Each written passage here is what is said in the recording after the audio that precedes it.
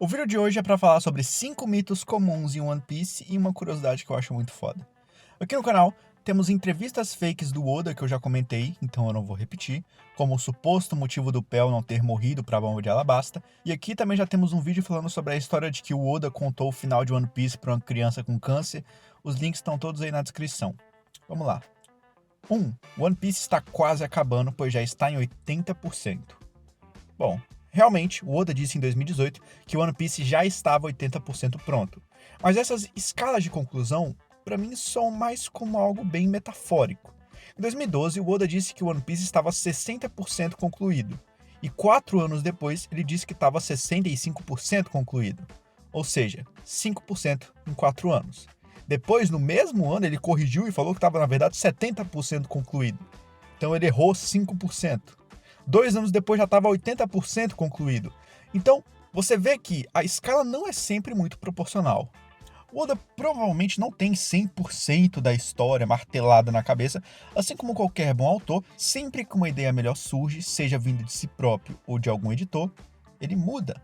Segundo ele, o ano começaria em 2017, mas o arco, na verdade, só começou em 2018, um ano depois do planejado. Ou seja, sim, One Piece está 80% concluído, mas isso não significa muita coisa. Robin tinha a pele mais escura, mas o time skip deixou ela branca.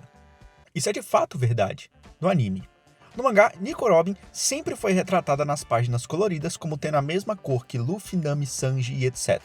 Ela nunca foi mais morena ou negra que eles. Eu li que a primeira imagem colorida de Robin foi lançada em 2003, no capítulo 260, mas a primeira aparição dela no anime foi no episódio 67. Como a produção não tinha nenhuma imagem colorida dela para se basear, simplesmente fez a suposição de: se ela vive em Alabasta com Crocodile, então ela deve ter um tom de pele mais moreninho, ela deve ter pego um solzinho pelo menos, né? Quando o Oda pintou ela, a produção percebeu seu erro, mas simplesmente mudar a cor dela de episódio para o outro seria muito bizarro. Então eles decidiram segurar até o time skip. Essa é a imagem da Robin no mangá antes do time skip. Essa é a imagem da Robin pós-time skip. Ela nunca teve a pele mais escura. A questão aqui não é se ela deveria ou não ter a pele mais escura. A questão é que, oficialmente, ela nunca teve. A Kaino encontraria o One Piece em um ano. Oda, em uma entrevista para Yasutaka Nakata, realmente chamou a Kaino de muito poderoso, mas ele não disse nada sobre encontrar o One Piece. Sua fala específica foi, abre aspas, ao criar um personagem, é preciso ter cuidado para não torná-lo muito forte.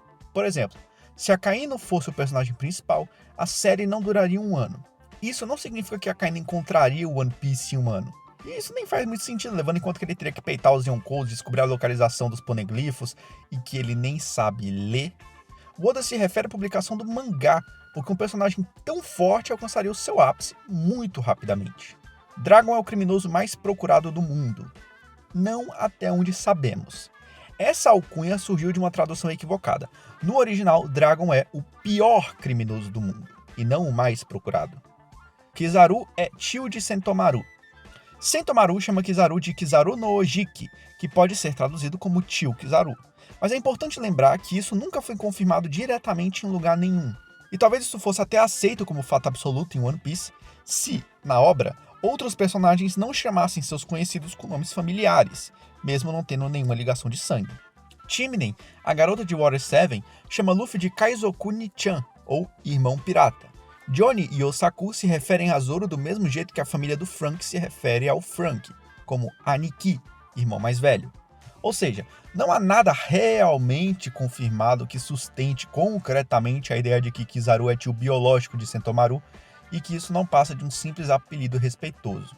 Outro mito extremamente comum e que no início era até comum causar bastante confusão era se Katakuri tinha uma Logia ou uma Paramécia. Na primeira versão do mangá lançado na Jump, Jinbei diz que Katakuri tem uma Logia, mas provavelmente o Oda notou o erro dele e no lançamento do volume ele consertou, fazendo Jinbei dizer que Katakuri tinha na verdade uma Paramécia.